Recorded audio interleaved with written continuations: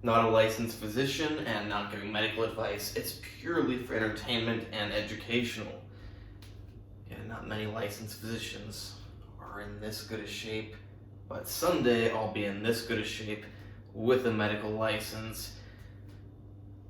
And yeah, chest is looking flat, although I hit pretty good chest workout yesterday. Had a great pump, but probably it's just broken down and needs to get some food built back up. Famous last words, but I'm going to try to keep this video short. I'm going to try to just briefly say some reasons why healthy microbiota, in other words, healthy bacteria in and on your body is important. Okay, so combination of bacteria on your body and bacteria in your body actually makes up more cells than you have human cells. So that's a big deal. I'm going to start with the bacteria on you. You have bacteria on every part of you. You cannot scrub them off. You cannot use alcohol and kill them. You cannot use povidone iodine like they do before surgery and kill them. You know, that's going to kill most of them for a very, very short amount of time, but it's not going to kill all of them. That's like one person criticized one of my videos about sterilization, and I said nothing's ever sterile, and he's like, oh yeah, but before surgery it's sterile. It's like, no, it's not sterile. Not at all. Like, there's a lot less bacteria, but even povidone iodine does not sterilize things. But we don't need things to be sterile. But as for general health, we need healthy bacteria on our skin so that other bacteria that our organism has not evolved to work so well with don't colonize their skin and cause problems. Bacteria are metabolically active. That's a good way just to summarize things. And they are reactive, as in they have chemical groups on them which can interact with molecules in or on our body and cause good or bad reactions. So yeah, bacteria are metabolically active and they are reactive. When I say reactive, I don't mean reacting to something. I mean chemical reactions, binding, interactions. My nose is getting so stuffed up.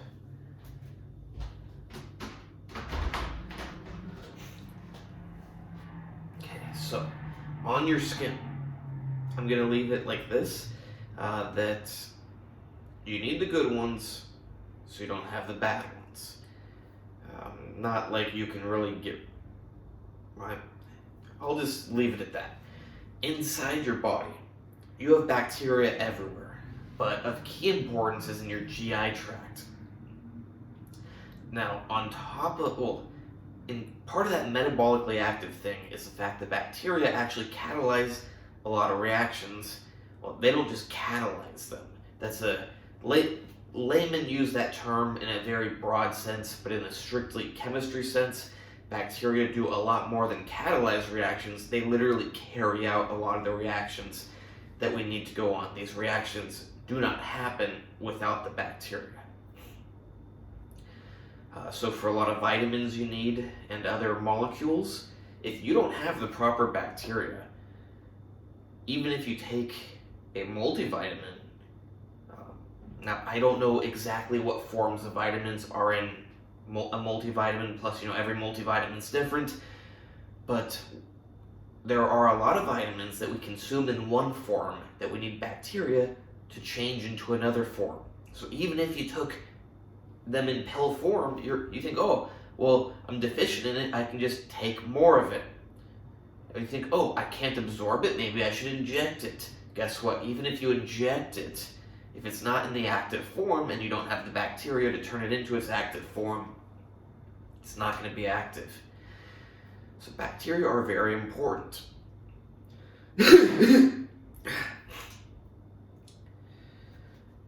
Although I am not excited to gain weight after this prep, after the competition. I'm very excited to give my body a break, work out less, eat more, because I'm in a constant sick state. I've had a stuffy nose for the last over 2 months. I've gotten constantly sick.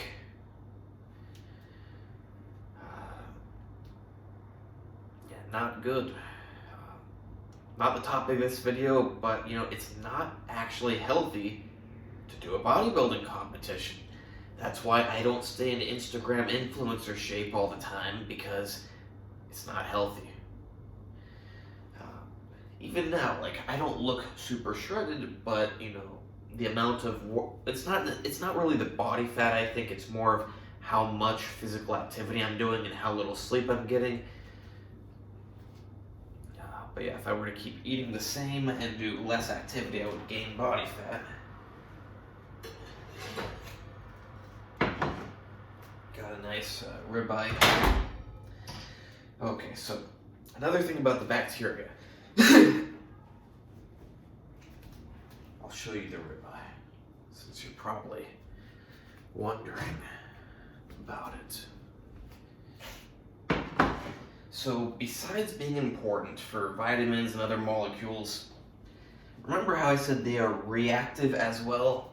Well, you get the wrong bacteria in there, and besides not doing the reactions you want, and doing other reactions you don't want, producing toxic products, they themselves have toxic reactions. Especially if you have some damage to your gut, these bacteria can get into your bloodstream and travel throughout your body, causing toxic reactions all over the place.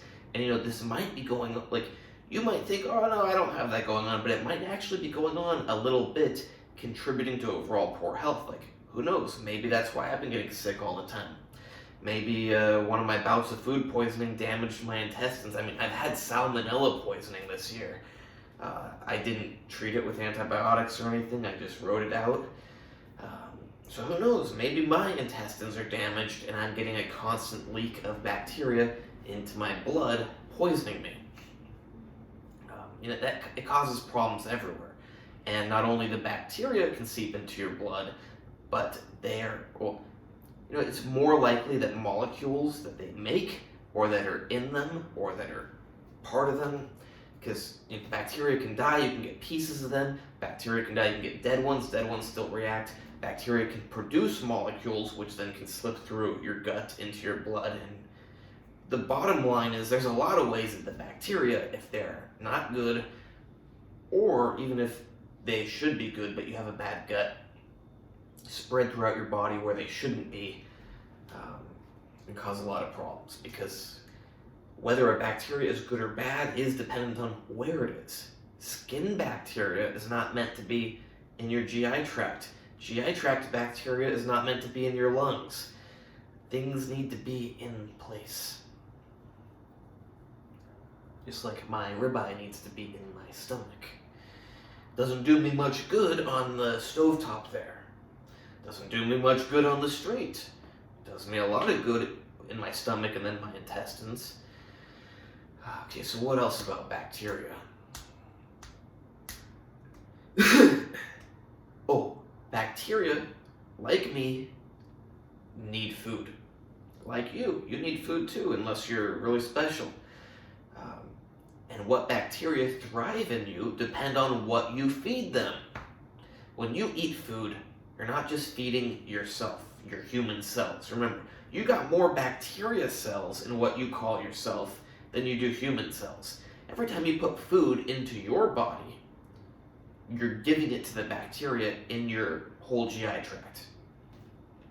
Just like every time you touch stuff, you're transferring bacteria and potentially giving them food. I mean, hopefully you're not like rubbing your arm in sugar and like rubbing your arm against the ribeye and against some Doritos, but that does feed bacteria. Like, say you get Doritos junk on your arm, you're going to be providing the food for unusual bacteria, because naturally they don't have Doritos to eat. So when you give them Doritos, certain bacteria that work with Doritos the best, they're gonna multiply more than the other bacteria. and you're not meant to be offsetting that balance with Doritos. Whatever chemicals are in the Doritos causing certain bacteria to grow disproportionately. Just like when you eat Doritos. I'm not trying to pick on Doritos, and hopefully like YouTube can't do stuff with your video for mentioning brand names. I don't know the YouTube rules, but if you eat Doritos, or Cheetos or Fritos or whatever, I'm not picking on Doritos, haven't had them in a long time. Had them a couple weeks ago. I saw them in a store, got them for my wife. I don't know if she's ever had them. I told her, like, yeah, these things used to be really popular in the United States. I haven't seen them in ages. I mean, I don't eat chips in the United States. My wife likes chips, so I buy chips here. I only eat salted or olive oil potato chips. I only eat good Russian or Belarusian potato chips that are just potato with salt. Or I get the olive oil potato chips at a certain store in the United States. That's me. But yeah, you put food into your body, and say it's the Doritos, which is not what should be part of your diet. Certain bacteria are going to feed off that better than others.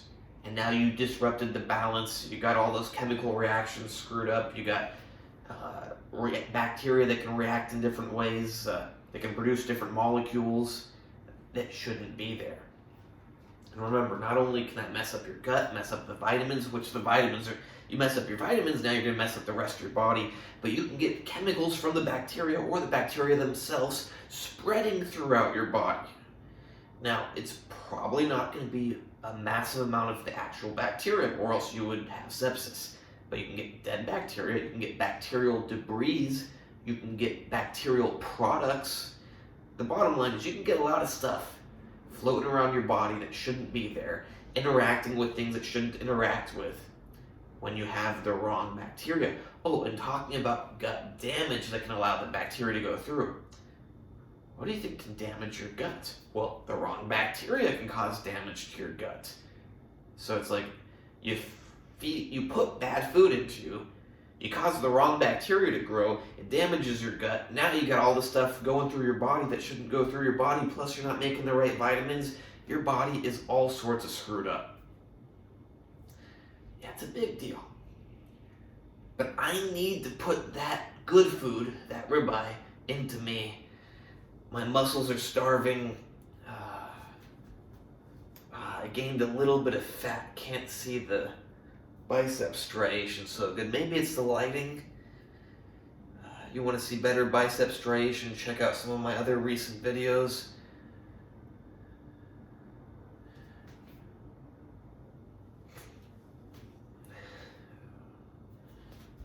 Yeah, I gained some weight in the last few days, but health is more important than a competition, so that's why I took a break.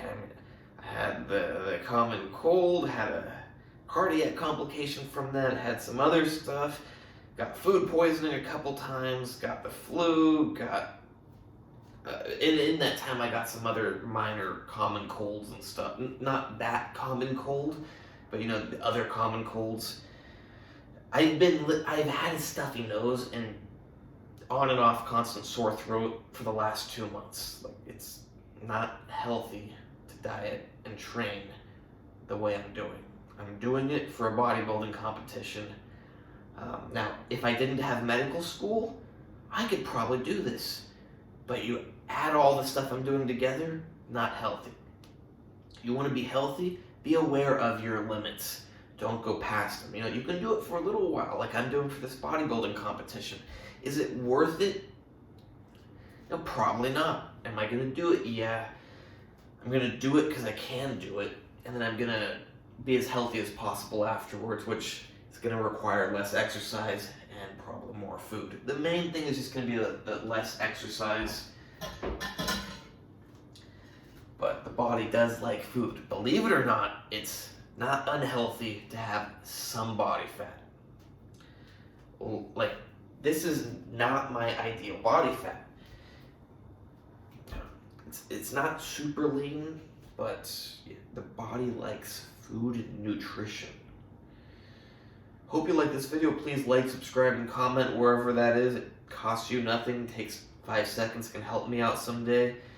And check out the other videos. Until I get that bicep striation back.